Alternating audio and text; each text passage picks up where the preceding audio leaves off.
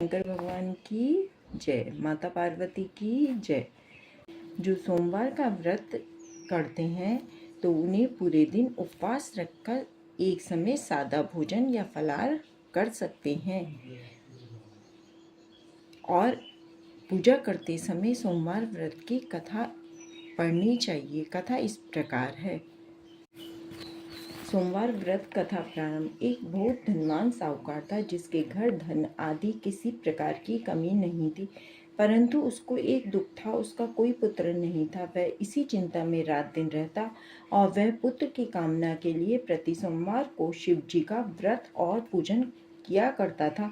सायंकाल को शिव मंदिर में जाकर के शिव जी पर दीपक जलाया करता था। उसके भक्तिभाव को देखकर एक समय शिव पार्वती जी ने शिव जी महाराज से कहा कि महाराज, यह साहूकार आपका अत्यंत भक्त है और सदैव आपका व्रत और पूजन बड़ी श्रद्धा से करता है। इसकी मनोकामना पूर्ण करनी चाहिए। शिव जी ने कहा कि पार्वती जी, यह संसार कर्म क्षेत्र है। जैसे किसान खेत में जैसा बीज बोता है वैसा ही फल काटता है, उसी तरह से इस संसार में जैसा करते हैं वैसा ही फल भोगते हैं।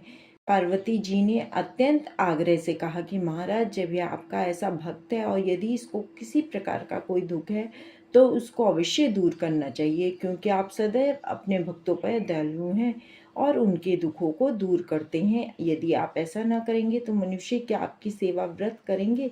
पार्वती जी का ऐसा आग्रह देख शिव जी महाराज कहने लगे, हे पार्वती, इसके कोई पुत्र नहीं है।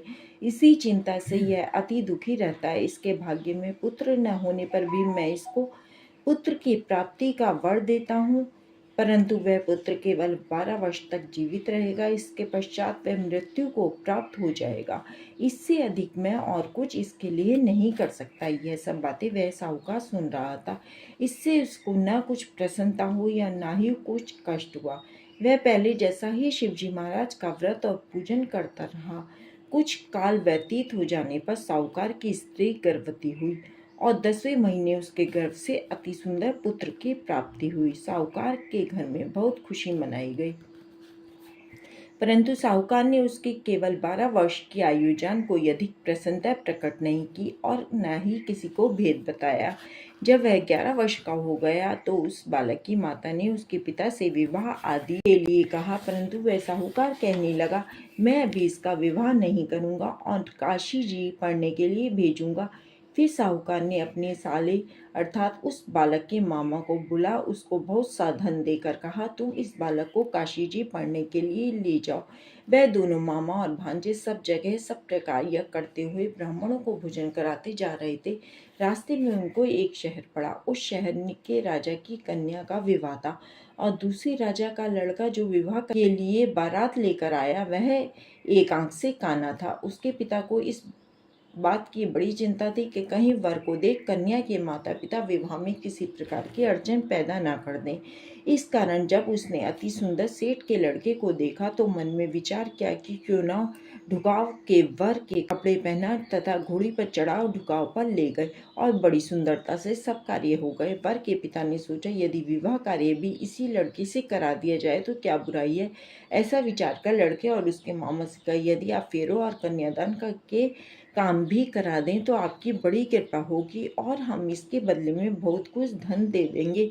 उन्होंने भी स्वीकार कर लिया और विवाह कार्य भी बहुत अच्छी तरह से हो गया। परंतु जिस समय लड़का जाने लगा तो उसने राजकुमारी की चुंदड़ी के पल्ले पर लिख दिया कि तेरा विवाह तो मेरे साथ हुआ है, परंतु जिस राजकुमार के साथ तुमको भेजेंगे वह एक आंख से काना है। मैं तो काशी जी पढ़ने जा रहा हूँ।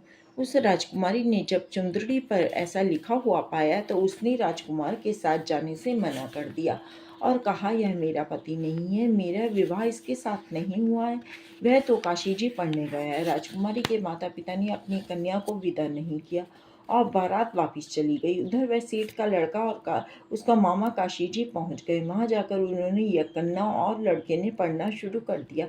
जब लड़के की आयु 12 साल की हो गई तब एक दिन उन्होंने यज्ञ रचा रखा था कि लड़के ने अपने मामा जी से कहा, मामा जी आज तो मेरी तबीयत कुछ ठीक नहीं है। मामा ने कहा, अंदर जाकर सो जाओ। लड़का अंदर जाकर सो गया और थोड़ी देर में ही उसके प्राण निकल गए। जब उसके मामा ने आकर देखा कि वह तो मुर्दा पड़ा है तो उसको बड़ा दुख हुआ और उसने सोचा कि मैं अभी रोना पीटना मचा दूंगा तो यज्ञ का कार्य अधूरा रह जाएगा। अतः उसने जल्दी से यज्ञ का कार्य समाप्त कर ब्राह्मणों के जाने के बाद रोना पीटना आरंभ कर दिया। संयोगवश उसी समय शिव पार्वती जी उधर से जा रहे थे। जब उन्होंने जोर जोर से रोने पीटने की आवाज़ें सुनी तो पार्वती जी कहने लगी, महाराज कोई दुखिया रो रहा है, इसके कष्ट को दूर करो। तब शिव जी बोले, इसकी आयु इतनी ही थी सो भोग चुका। पार्वती ने कहा कि महाराज कृपा करके इस बालक को और आयु दो, नहीं तो इसके माता पिता तड़प तड़प कर मर जाएंगे। पार्वती जी के इस प्रकार बार बार आग्रह करने पर शिव जी ने उसको तब लड़का मामा उसी प्रकार यह करते हुए अपने जीवन वरदान दिया और शिव जी महाराज की कृपा से लड़का जीवित हो गया। शिव पार्वती जी कैलाश चले गए, घर की ओर चल पड़े। रास्ते में उसी शहर में आए जहाँ विवाह हुआ था। वहां पर आकर उन्होंने आरंभ कर दिया तो लड़के के ससुर ने पहचान लिया और अपने घर महल में ले जाकर बड़ी खातिर के साथ ही बहुत दासियों के सहित आदर पूर्वक लड़की और जमाई को विदा किया। जब वह अपने शहर के निकट आए तो मामा ने कहा कि मैं पहले तुम्हारे घर जाकर सबको खबर कराता हूँ। उस समय लड़के के माता पिता अपने घर की छत पर बैठे हुए थे और उन्होंने ये प्रण कर रखा था कि यदि हमारा पुत्र सकुशल घर पर आए तो राजी खुशी नीचे उतर कर आ जाएंगे, नहीं तो छत से गिरकर अपने प्राण खो देंगे। इतने में उस लड़के के मामा ने जाकर यह समाचार दिया कि आपका पुत्र आ गया है, परंतु उनको विश्वास नहीं आया। तब उसके मामा ने शपथ पूर्वक कहा कि आपका पुत्र अपनी स्त्री के साथ बहुत सारा धन साथ में लेकर आया हुआ है। तो सेठ ने आनंद के साथ उसका स्वागत किया और बड़ी प्रसन्नता के साथ रहने लगे। इसी प्रकार जो कोई भी सोमवार के व्रत को धारण करता है अथवा इस कथा को पढ़ता है या सुनाता है, उसके भी सब दुख दूर होकर उसकी समस्त मनोकामनाएं पूर्ण होती हैं। बोलो शंकर भगवान की जय, पार्वती माता की जय, जय भोले बाबा।